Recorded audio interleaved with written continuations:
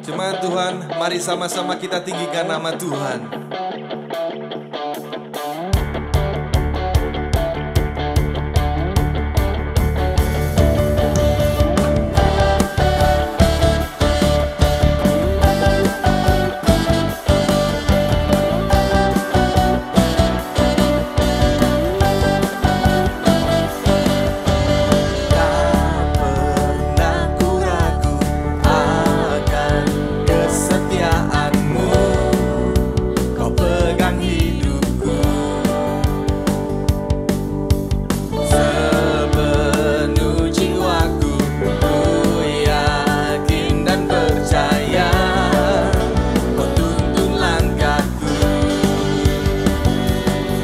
Yesus, Kaulah Raja dalam hidupku, berkuasa berjaya untuk selamanya. Hanya Kau Tuhan, sumber kekuatan, kuasa-Mu tercurah bagiku senantiasa. Dengan-Mu Tuhan, ku kan berjalan dari kemuliaan sampai kemuliaan selamanya.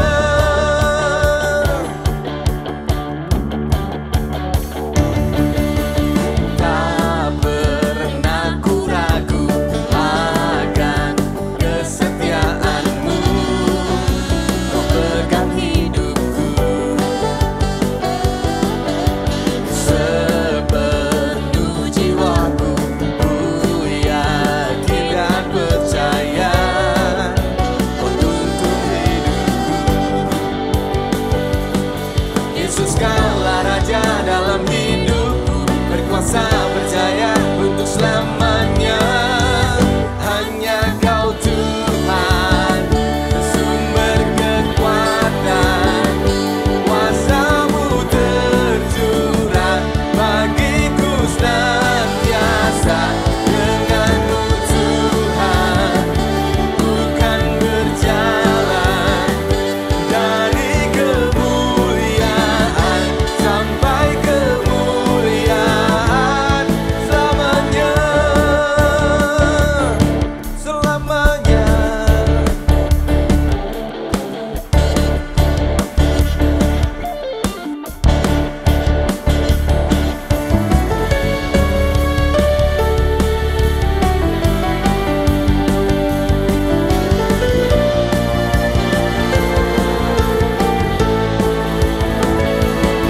Yesus, Kaulah Raja dalam hidupku, berkuasa berjaya untuk selamanya. Yesus, Kaulah Raja dalam hidupku, berkuasa berjaya untuk selamanya. Hanya Kau Tuhan, sumber kekuatan, kuasa-Mu tercurah bagiku senantiasa. Dengan-Mu Tuhan, ku kan berjalan dari kemuliaan sampai kemuliaan. Hanya Kau Tuhan, sumber kekuatan, kuasa-Mu tercurah bagiku senantiasa. Dengan-Mu Tuhan, ku kan berjalan dari kemuliaan sampai kemuliaan selamanya.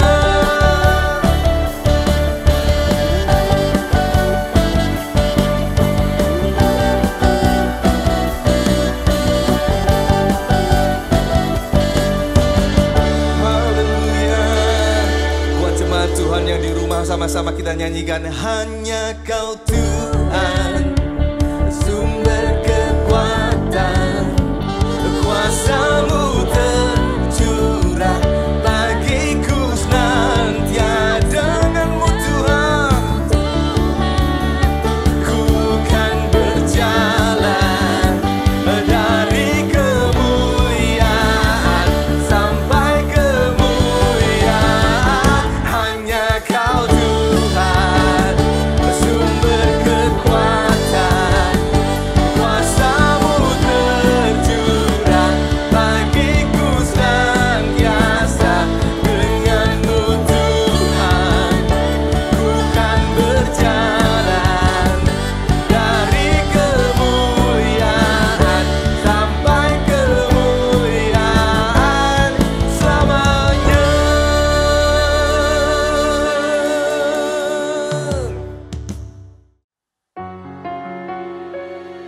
Terima kasih Tuhan,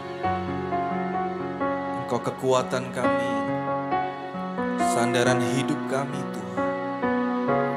Hanya Engkau tempat kami berlari. Terima kasih Tuhan.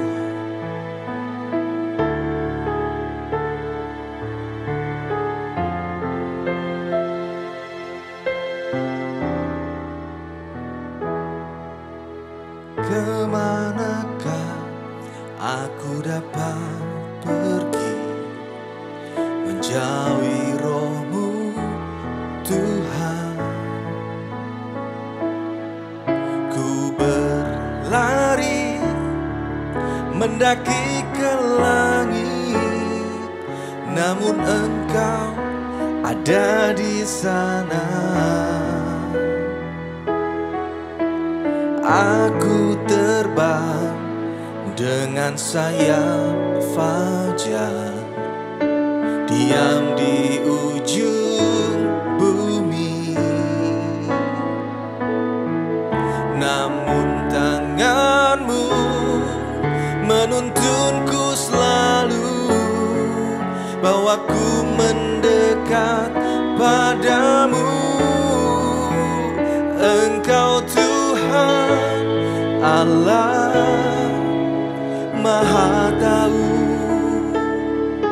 betapa dahsyatnya kuasa-Mu, hadirat-Mu kini penuhiku,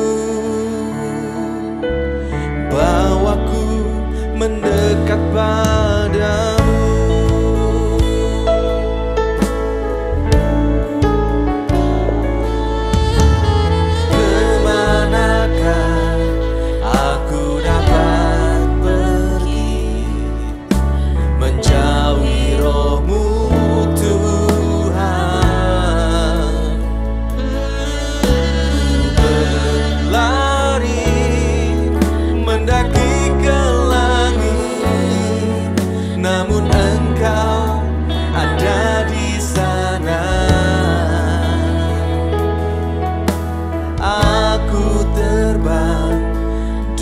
Sayap fajar, diam di ujung bumi.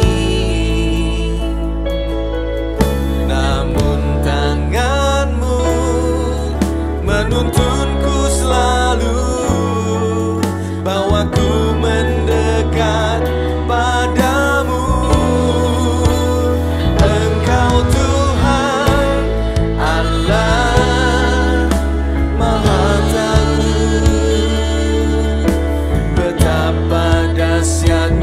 kuasa-Mu, hadirat-Mu kini penuhiku, bawaku mendekat padamu. Terima kasih Tuhan,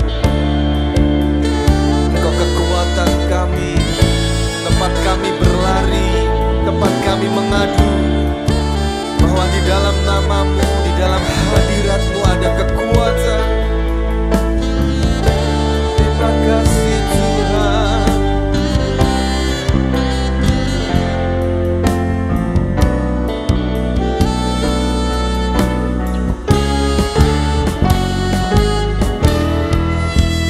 Engkau Tuhan Allah Maha Tahu,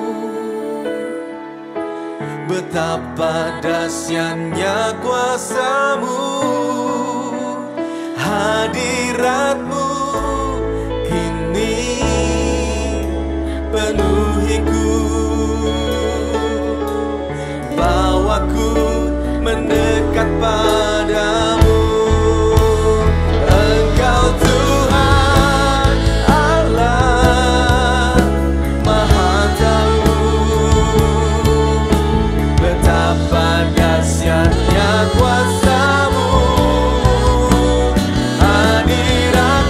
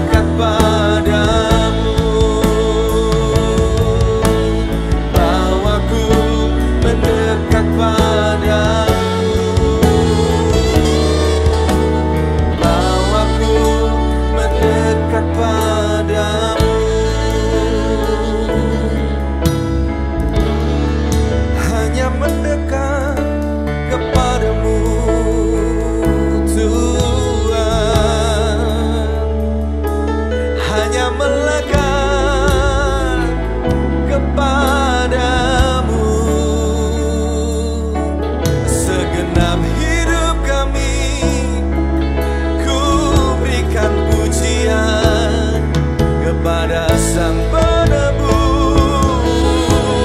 yang hidup. Haleluya. Haleluya. Segenap hati kami milik-Mu, segenap jiwa kami berseru, sebab Kau baik, sebab Kau baik, sebab Kau dahsyat, mulia, mulia, mulia.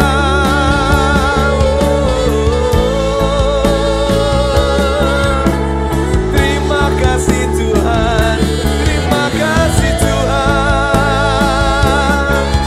Hanya Engkaulah Tuhan, hanya Engkaulah kekuatanku, tempat perlindunganku, kubu pertahananku.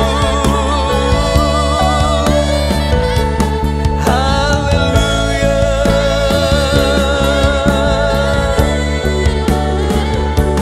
Terima kasih Tuhan, terima kasih Tuhan, terima kasih Yesus, terima kasih Yesus, terima kasih Tuhan. Haleluya.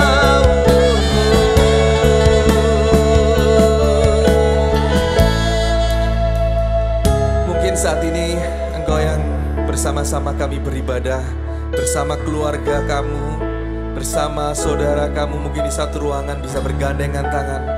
Katakan kepada Tuhan, sebab Kau layak terima pujian, sebab Kau layak terima pujian, sebab Kau layak ku agungkan Yesus, Raja di atas segala raja, sebab Kau layak terima pujian, sebab Kau layak terima pujian, sebab Kau layak ku agungkan Yesus, Raja di atas segala. Dengan segenap hati katakan, sebab Kau layak, Kau layak terima pujian, sebab Kau layak terima pujian, sebab Kau layak ku agungkan Yesus, Raja di atas segala raja-raja, Raja di atas segala raja, Raja di atas segala raja.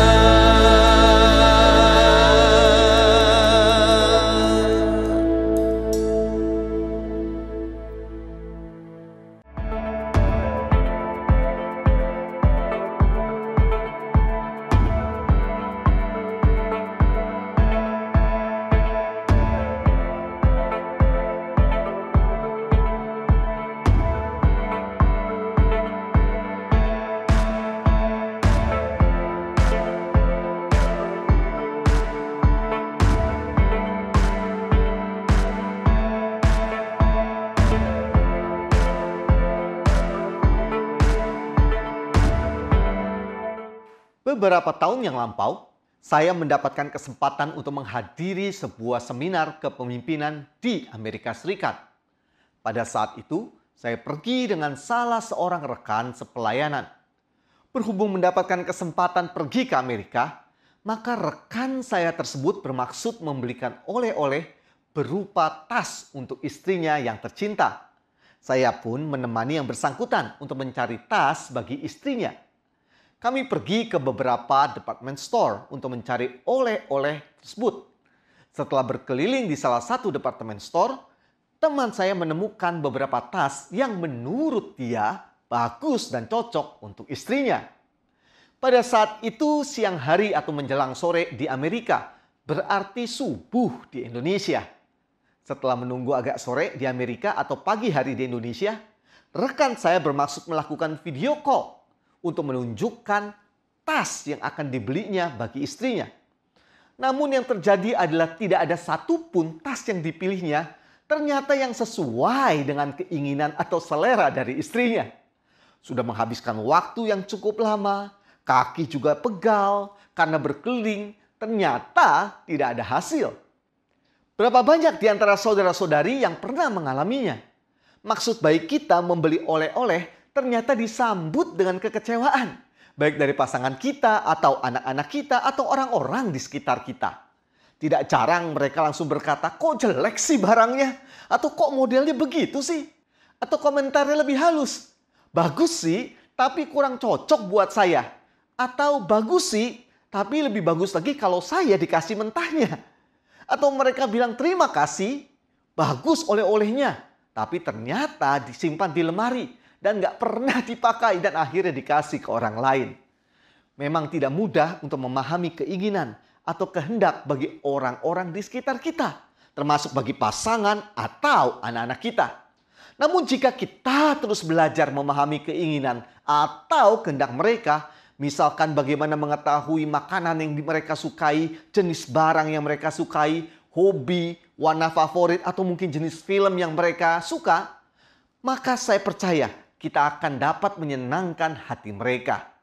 Nampaknya kita harus terus belajar untuk mengenal mereka. Dan salah satunya adalah memahami apa yang mereka inginkan atau kehendaki. Demikian juga jika kita ingin mengenal Tuhan dengan lebih baik. Maka kita perlu memahami apa yang menjadi keinginan hatinya. Atau apa yang menjadi kehendaknya. Begitu banyak pertanyaan yang melintas dalam kehidupan kita mengenai kehendak Tuhan. Karena kita tahu memahami kehendak Tuhan sangatlah penting di dalam kehidupan setiap kita. Mungkin ada di antara saudara-saudari yang pada saat ini sedang bergumul. Bagaimana saya menemukan pasangan hidup yang sesuai dengan kehendak Tuhan? Atau apakah calon menantu saya sesuai dengan kehendak Tuhan? Mungkin ada beberapa di antara saudara-saudari yang bertanya, apakah studi, pekerjaan, ataupun usaha dan bisnis saya ini sesuai dengan kehendak Tuhan? Kok nampaknya banyak tantangan ketika saya menjalaninya? Atau mungkin ada di antara saudara-saudari sedang dalam situasi di mana harus memutuskan untuk kuliah di mana? Ambil jurusan apa? Atau mungkin ada di antara saudara-saudari sedang mendapatkan beberapa panggilan atau tawaran kerja dan bingung memutuskan yang mana? Atau ada di antara saudara-saudari yang ingin memulai usaha dan bertanya-tanya, usaha apa yang sesuai dengan kehendak Tuhan untuk saat ini? Dan mungkin banyak pertanyaan lainnya berkaitan dengan kehendak Tuhan. Disinilah pentingnya kita memahami kehendak Tuhan di dalam kehidupan kita. Dalam 2 bulan yang lewat, kita telah belajar bagaimana kita harus mengenal perasaan dan pikiran Allah supaya dapat mengenal Dia dengan lebih baik. Dan pada bulan November ini, kita akan membahas tema yang terakhir untuk mengenal Tuhan lebih baik lagi, yaitu His Will atau kehendaknya. Dalam 4 minggu ke depan di sepanjang bulan November ini, kita akan belajar tentang manfaat dari mengenal kehendak Tuhan, sifat dari kehendak Tuhan, langkah-langkah untuk mengenal kehendak Tuhan, dan bagaimana kita hidup di dalam kehendak Tuhan. Dan pada hari ini kita akan belajar tema yang pertama dari memahami kehendak Tuhan, yaitu apakah manfaat dari mengenal kehendak Tuhan. Sebelum kita membahas lebih jauh tentang manfaat dari memahami kehendak Tuhan atau mengenal kehendak Tuhan, maka kita perlu memahami bahwa kehendak Tuhan secara umum dapat dilihat dalam 2 kategori seperti yang tertulis di dalam Ulangan pasal ke-29 ayat ke-29. Ulangan pasal ke-29 ayat ke-29. Hal-hal yang tersembunyi ialah bagi Tuhan Allah kita. Tetapi hal-hal yang dinyatakan ialah bagi kita dan bagi anak-anak kita.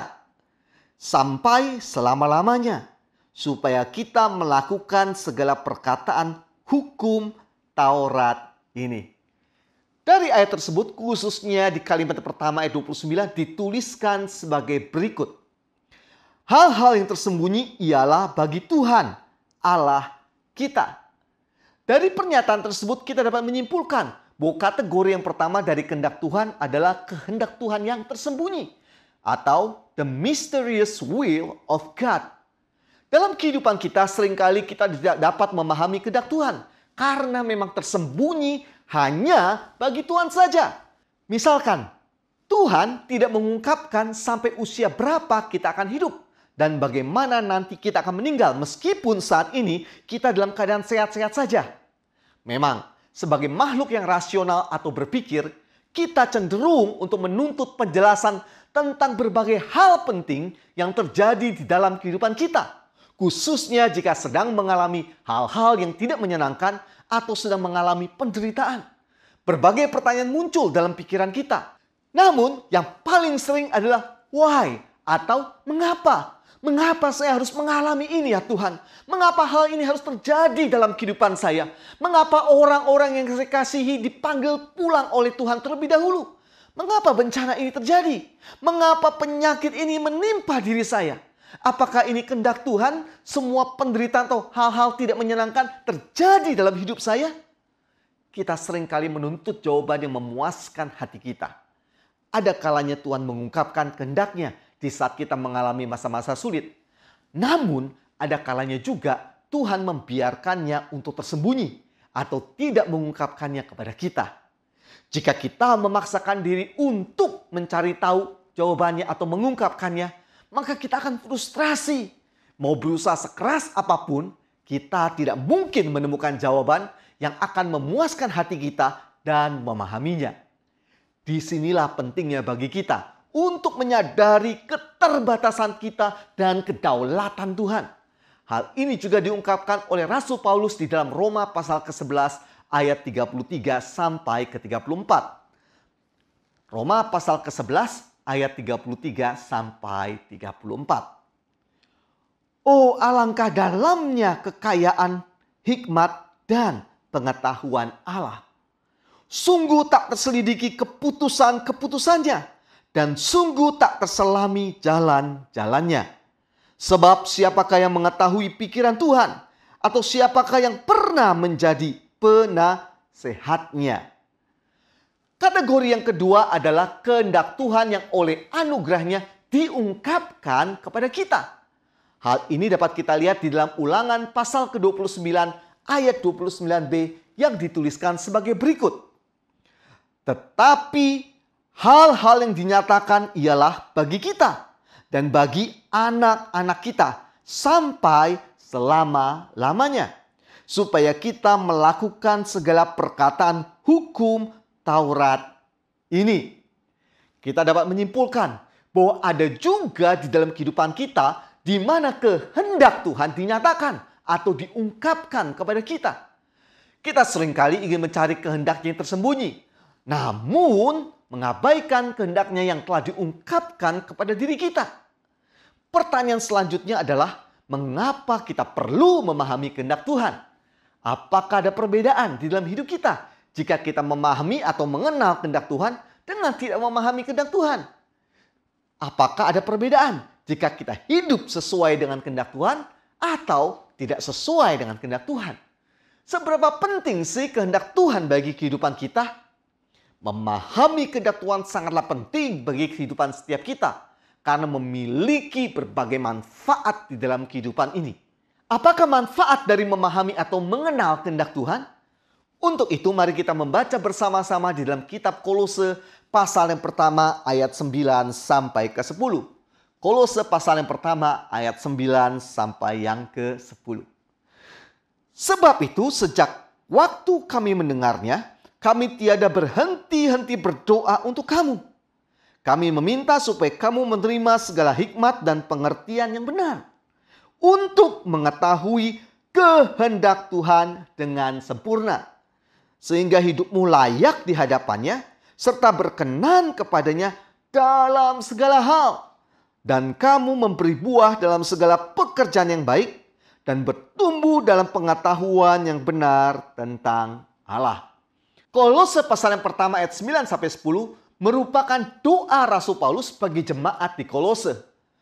Doa Paulus bukan supaya jemaat Kolose diberkati dengan harta berlimpah ataupun diberikan keberhasilan di dalam pekerjaan atau usaha mereka. Namun doa Paulus bagi jemaat Kolose adalah agar mereka diberikan segala hikmat dan pengertian yang benar untuk mengetahui kehendak Tuhan yang sempurna. Dari sini kita dapat menyimpulkan bahwa Rasul Paulus memahami atau mengenal kehendak Tuhan lebih penting daripada sekadar harta yang berlimpah ataupun keberhasilan di dalam usaha dan bisnis mereka. Memahami kehendak Tuhan lebih penting dari sekadar apa yang kita raih di dunia ini. Saya tidak mengatakan kalau begitu kita berhenti bekerja atau berhenti dalam berusaha atau studi demi mencari kehendak Tuhan. Bukan. Namun berdasarkan doa Paulus di Kolose pasal pertama ayat 9-10, saya mengajak kita semua untuk lebih menaruh perhatian, lebih serius, lebih sungguh-sungguh di dalam memahami kehendak Tuhan di dalam kehidupan kita. Berdasarkan Kolose pasal pertama ayat 9-10, kita bisa menyimpulkan paling tidak ada 3 manfaat dari mengenal atau mengetahui kehendak Tuhan. Manfaat yang pertama dari memahami atau mengenal kehendak Tuhan adalah memiliki tujuan hidup yang sesungguhnya. Saya ulangi, manfaat yang pertama dari mengenal kehendak Tuhan adalah memiliki tujuan hidup yang sesungguhnya. Setiap kita mungkin memiliki tujuan hidup. Namun yang jadi pertanyaan adalah apakah tujuan hidup yang sesungguhnya? Jika kita ingin memiliki tujuan hidup yang sesungguhnya, bukan sekadar asal-asalan tujuan hidup, maka kita wajib memahami kehendak Tuhan. Mengenai hal ini, kita dapat melihatnya di dalam Kolose pasal pertama, ayat 9b sampai ke 10. Kolose pasal yang pertama, ayat 9b sampai yang ke 10. Kami meminta supaya kamu menerima segala hikmat dan pengertian yang benar untuk mengetahui kehendak Tuhan dengan sempurna, sehingga hidupmu layak di hadapannya serta berkenan kepadanya dalam segala hal. Doa Rasul Paulus adalah agar jemaat Kolose mengetahui atau mengenal kehendak Tuhan sehingga hidup mereka layak dan berkenan kepada Tuhan dalam segala hal. Dalam segala hal artinya dalam segala aspek kehidupan kita. Jadi hidup layak dan berkenan kepada Tuhan bukan hanya pada waktu kita di gereja. Bukan hanya pada waktu kita pelayanan. Namun juga dalam pekerjaan kita, usaha kita, studi kita, dalam rumah tangga kita, bahkan dalam hidup bermasyarakat. Inilah kehidupan yang harus dimiliki oleh jemaat Kolose dan juga setiap kita sebagai pengikut Kristus. Inilah tujuan hidup yang sesungguhnya bagi setiap kita para pengikut Kristus. Artinya berkenan kepada Tuhan dan menyenangkan hati Tuhan seharusnya menjadi fokus dalam hidup kita dan menjadi dasar di dalam melakukan segala sesuatu dalam segenap aspek kehidupan kita. Mengenai hal ini, Rasul Paulus mengungkapkannya di dalam Roma pasal ke-11 ayat 36. Roma pasal ke-11 ayat 36. Sebab segala sesuatu adalah dari Dia dan oleh Dia dan kepada Dia. Bagi Dialah kemuliaan sampai selama-lamanya. Rasul Paulus di dalam Roma pasal ke-11 ayat 36 menuliskan bahwa segala sesuatu adalah dari Tuhan, oleh Tuhan, dan kepada Tuhan. Serta semuanya untuk kemuliaan Tuhan. Singkat kata, tujuan hidup yang sesungguhnya bukan untuk diri sendiri. Bukan untuk menyenangkan diri sendiri. Ataupun orang-orang di sekitar kita. Tetapi untuk kemuliaan Tuhan. Yang menjadi pertanyaan adalah apakah tujuan hidup saudara-saudari saat ini? Apakah menjadi orang kaya? Ingin menjadi orang yang sukses? Memiliki bisnis yang berhasil? Memiliki keluarga yang bahagia? Apakah semua tujuan itu salah? Ya, tidak sepenuhnya salah. Namun hal ini seharusnya bukan menjadi fokus atau tujuan hidup kita yang terutama. Coba kita renungkan kembali. Jika memang itu semua yang menjadi tujuan hidup kita, kira-kira untuk siapakah kita hidup sebenarnya? Dan untuk apakah kita hidup selama ini? Untuk siapakah kita melakukan apa yang kita lakukan? Dan untuk apakah kita melakukan apa yang kita lakukan selama ini? Bukankah berarti semuanya untuk diri kita dan untuk orang-orang di sekitar kita? Bukan untuk menyenangkan Tuhan. Bukankah fokusnya adalah diri kita dan bukan Tuhan? Untuk apa kita bekerja? Untuk apa kita menjalankan usaha? Apakah semata-mata agar kita dapat uang? Atau sekadar membiayai keluarga kita? Atau untuk menyenangkan Tuhan? Untuk apa kita belajar di sekolah atau kuliah selama ini? Hanya sekadar untuk kebaikan diri kita semata-mata? Yaitu supaya kita menjadi pandai dan lulus? Atau untuk menyenangkan Tuhan? Untuk apa kita menikah dan membangun keluarga selama ini? Hanya sekadar memiliki anak dan supaya diri kita bahagia? Atau supaya Tuhan dipermuliakan di dalam keluarga kita? Berdasarkan Roma pasal ke-11 ayat 36, kita dapat berkata bahwa pekerjaan kita apapun itu adalah dari Tuhan, oleh Tuhan, dan kepada Tuhan untuk kemuliaan Tuhan. Berdasarkan Roma pasal ke-11 ayat 36, kita dapat berkata bahwa bisnis kita atau usaha kita apapun itu adalah dari Tuhan, oleh Tuhan, dan kepada Tuhan untuk kemuliaan Tuhan. Berdasarkan Roma pasal ke-11 ayat 36, kita dapat berkata bahwa studi kita apapun jurusannya adalah dari Tuhan, oleh Tuhan, dan kepada Tuhan untuk kemuliaan Tuhan. Berdasarkan Roma pasal ke-11 ayat 36, kita dapat berkata bahwa rumah tangga kita adalah dari Tuhan, oleh Tuhan, kepada Tuhan untuk kemuliaan Tuhan. Jika sebelum menjadi pengikut Kristus, tujuan hidup kita adalah bagaimana kita dapat menyenangkan diri kita sendiri dan bagaimana bisa menyenangkan orang-orang di sekitar kita.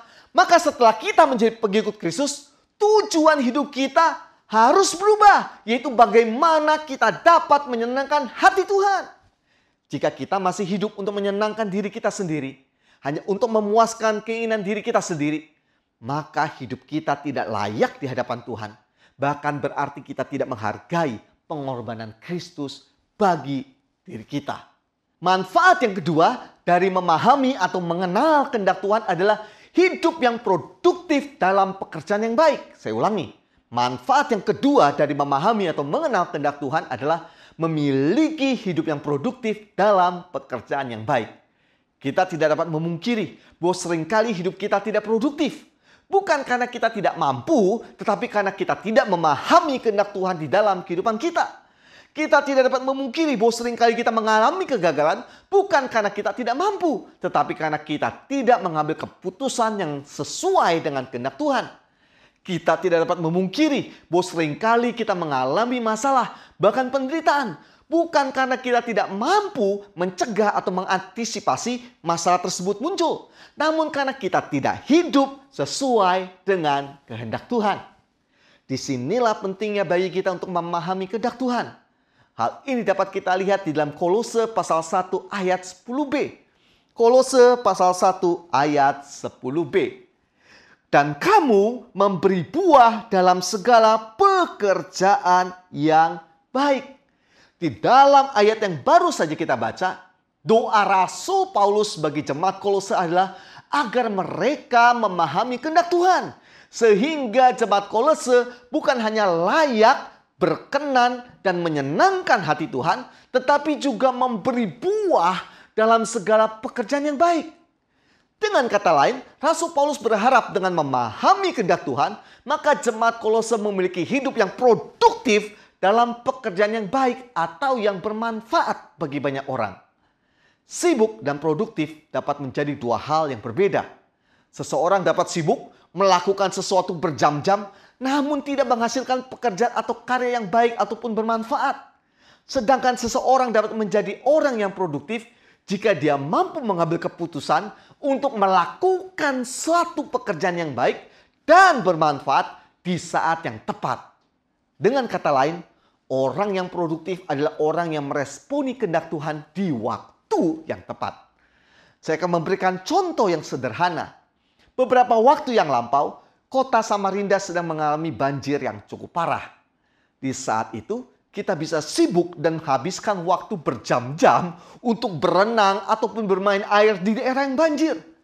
Atau kita dapat mengambil keputusan untuk melakukan sesuatu yang produktif. Misalkan menolong warga yang menderita karena terdampak banjir. Di dalam Efesus pasal ke-5 ayat 15 sampai ke 17, Rasul Paulus juga mengungkapkan kaitan antara memahami kehendak Tuhan dengan meresponi kehendak Tuhan di waktu yang tepat. Efesus pasal yang kelima ayat 15 sampai ke 17. Karena itu, perhatikanlah dengan saksama bagaimana kamu hidup. Janganlah seperti orang bebal, tetapi seperti orang arif. Dan pergunakanlah waktu yang ada. Karena hari-hari ini adalah jahat. Sebab itu, janganlah kamu bodoh, tetapi usahakanlah supaya kamu mengerti kehendak Tuhan. Rasul Paulus mengungkapkan bahwa orang yang tidak mengerti kehendak Tuhan adalah orang yang bodoh. Mengapa? Karena mereka tidak mampu mempergunakan waktu yang ada. Kata waktu yang digunakan di sini dalam bahasa Yunani-nya adalah kairos, atau diterjemahkan dalam bahasa Inggris sebagai opportunity atau kesempatan. Bukan sembarang kesempatan, tetapi kesempatan yang memang diciptakan oleh Tuhan. Orang-orang biasanya juga menyebut sebagai momentum.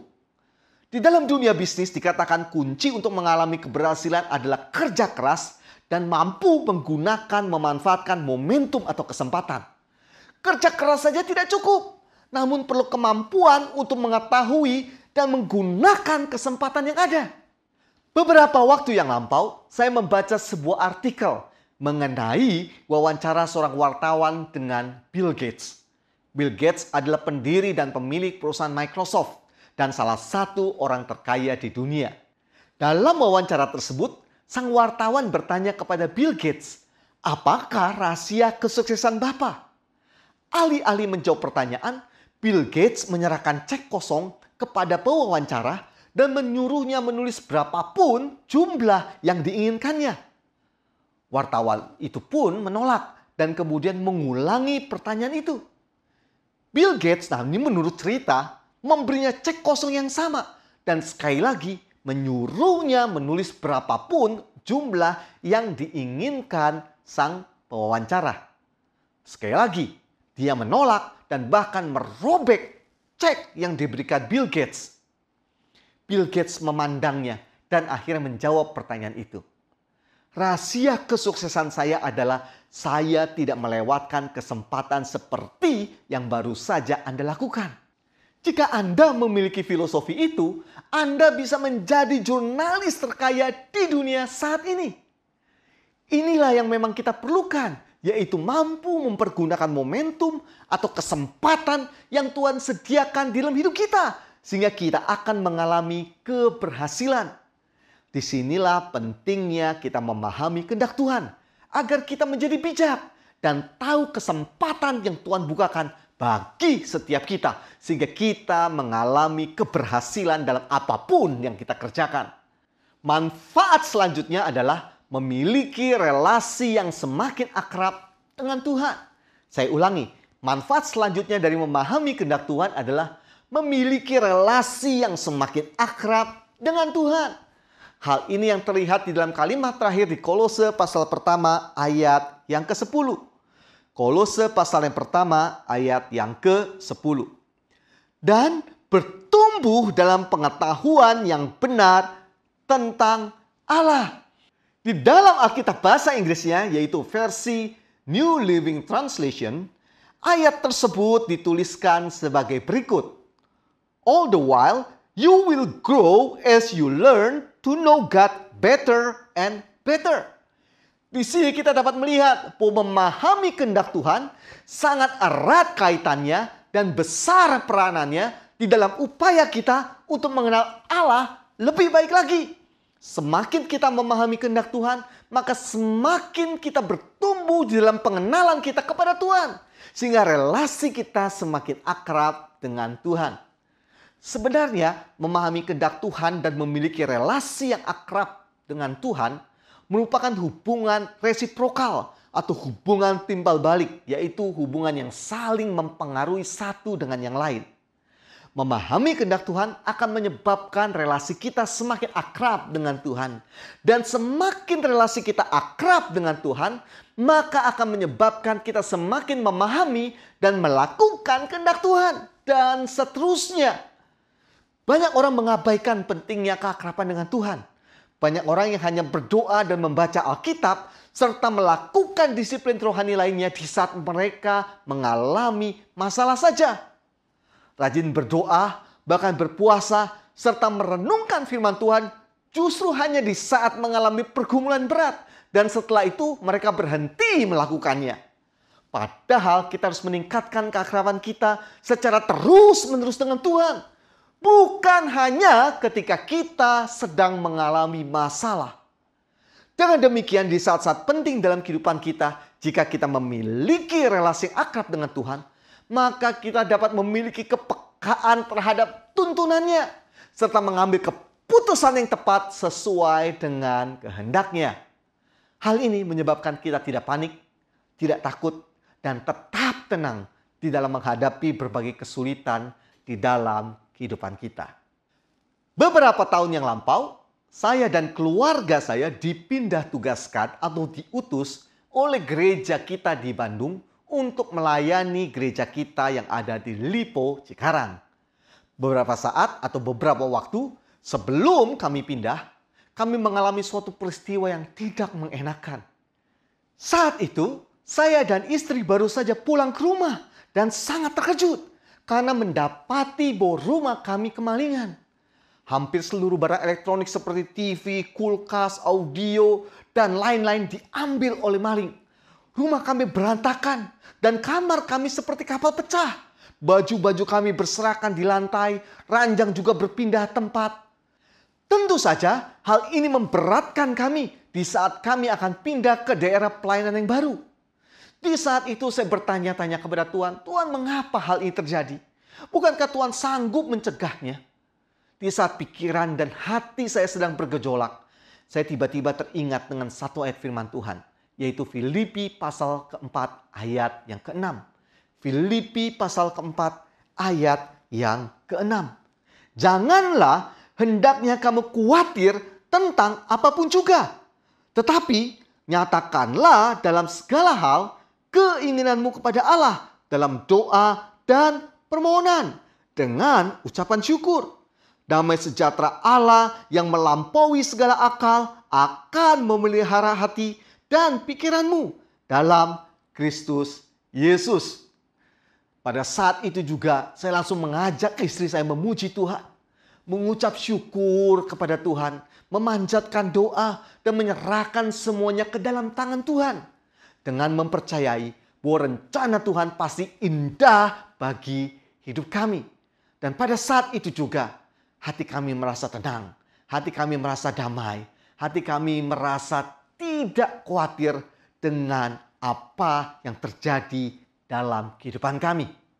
Kami pun segera membereskan rumah dan mulai pindahan ke Lipo Cikarang. Disinilah kami menyadari Tuhan itu baik. Rencananya indah dan sangat luar biasa. Karena banyak barang kami yang sudah dicuri, maka kami tidak perlu repot-repot mengangkut barang. Setelah pindahan, tidak lama kemudian ada kenalan saya memberikan bantuan dana tanpa kami minta dan tanpa kami menceritakan pergumulan kami, yaitu kami kemalingan. Dana tersebut ternyata lebih dari cukup untuk membeli peralatan elektronik yang hilang karena dicuri oleh maling. Beberapa waktu kemudian kami mendapatkan informasi bahwa ada saksi mata yang melihat bahwa yang masuk ke rumah kami bukan 1-2 orang, tetapi beberapa orang, bahkan mereka menggunakan mobil. Kami bersyukur kepada Tuhan karena seandainya kami ada di rumah saat itu, kelompok maling itu masuk, mungkin hal yang lebih buruk dapat terjadi. Dari sini saya belajar tentang pentingnya kita membangun relasi yang akrab dengan Tuhan. Sehingga ketika kita mengalami pergumulan atau masalah datang dalam kehidupan kita, kita dapat tetap memiliki kepekaan terhadap tuntunannya dan meresponinya sesuai dengan kehendak Tuhan. Oleh karena itu, saya sangat mendorong saudara-saudari untuk berkomitmen membangun keakraban dengan Tuhan. Mari kita melatih kepekaan kita terhadap kehendak Tuhan dengan berdoa dan merenungkan firman Tuhan setiap hari. Memahami kehendak-Nya sangatlah penting di dalam kehidupan kita sebagai pengikut Kristus. Dengan memahami kehendak-Nya, maka kita memiliki tujuan hidup yang sesungguhnya, memiliki hidup yang produktif, dan relasi kita semakin akrab dengan Tuhan. Kita perlu menyadari bahwa merupakan suatu anugerah jika kita dapat memahami kehendak-Nya. Pengorbanan Kristuslah yang memulihkan relasi kita dengan Allah yang rusak karena dosa. Pengorbanan Kristuslah yang sebentar kita peringati dalam perjamuan kudus Tuhan yang memungkinkan kita memahami kehendak-Nya yang indah. Mari kita menyiapkan hati kita untuk mengikuti perjamuan kudus Tuhan. Mari kita mengangkat roti yang melambangkan tubuh Kristus. Sebab pada waktu malam Tuhan Yesus diserahkan, Ia mengambil roti, mengucap syukur atasnya, membagi-bagikannya kepada para murid seraya berkata, "Inilah tubuhku yang terpecah bagi kamu. Makanlah untuk menjadi peringatan akan aku." Kami bersyukur Tuhan, oleh karena pengorbananmu, Engkau rela tubuhmu terpecah-pecah bagi kami. Sehingga relasi kami yang terpecah dengan Allah dipulihkan oleh karena kematian-Mu di atas kayu salib. Kami bersyukur untuk segala pengorbanan-Mu yang luar biasa dalam hidup kami. Di dalam nama Tuhan Yesus, mari kita makan bersama-sama roti ini.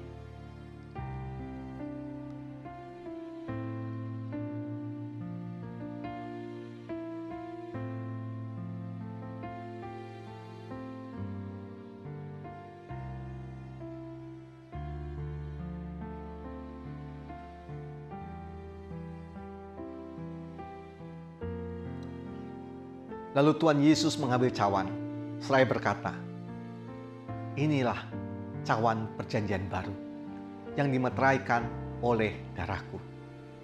Minumlah untuk menjadi peringatan akan aku."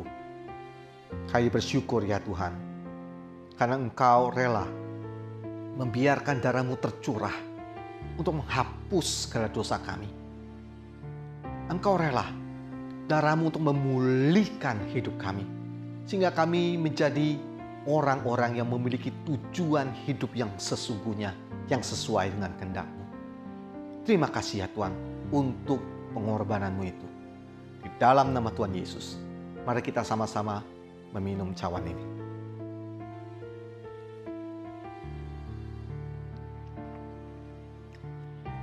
Kami bersyukur ya Tuhan, karena kami boleh mengikuti perjamuan kudus-Mu yang memperingati atas pengorbanan-Mu, penderitaanmu di atas kayu salib, yang justru memulihkan relasi kami dengan Allah, yang membuat kami boleh memahami kehendak-Mu yang mulia dalam kehidupan kami.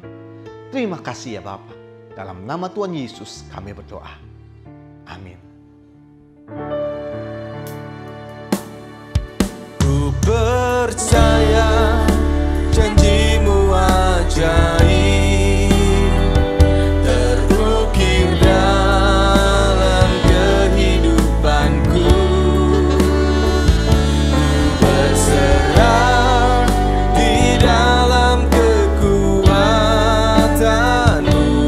hanya Kau segalanya bagiku. Ku percaya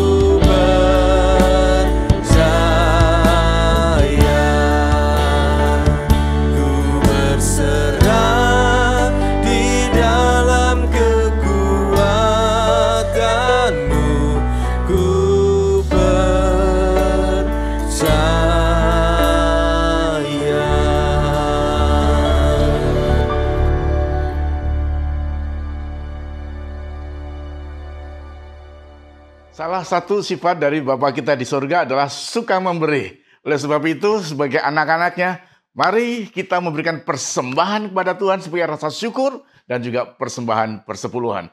Persembahan dapat dikirim melalui transfer, melalui rekening gereja GKPB MDC Samarinda. Baik, mari kita bersyukur kepada Tuhan.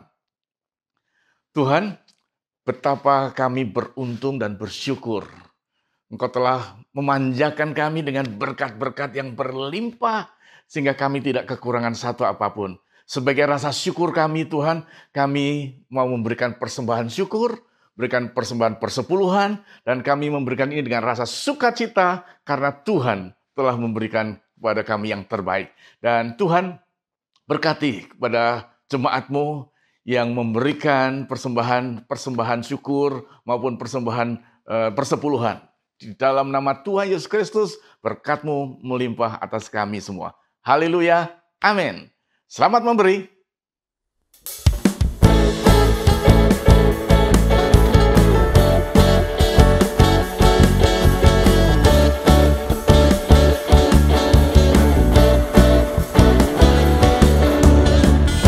Ketika Tuhan memulihkan keadaan Sion, keadaan kita seperti orang yang bermimpi.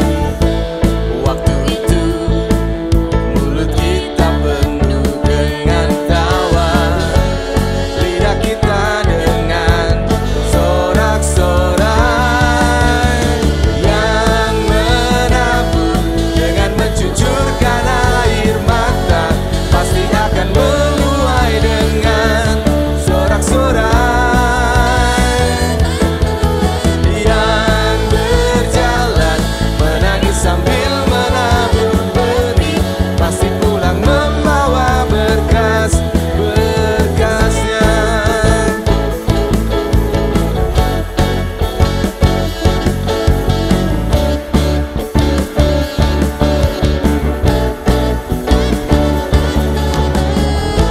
Ketika Tuhan memulihkan keadaan Sion, keadaan kita seperti orang yang bermimpi.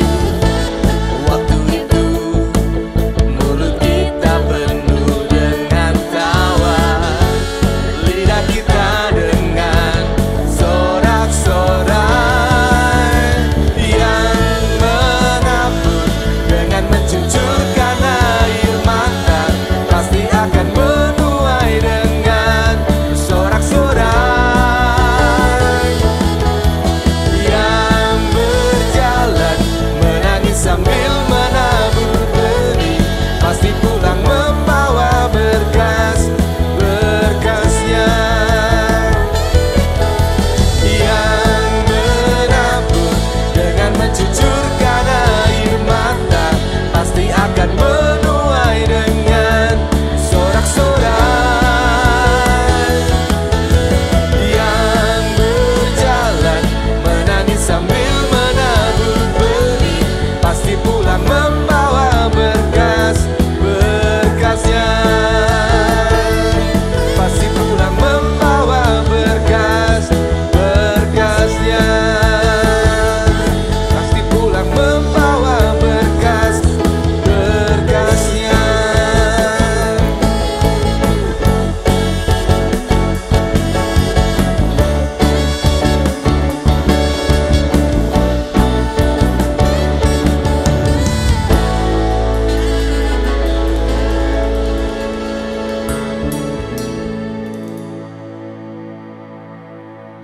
Kita sudah mendengarkan firman Tuhan dan kita tahu kehendak Tuhan.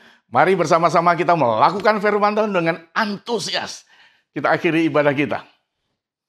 Kiranya berkat Allah Bapa, kasih dari Yesus Kristus Tuhan kita, dan sukacita di dalam Roh Kudus akan memenuhi hati kita semua.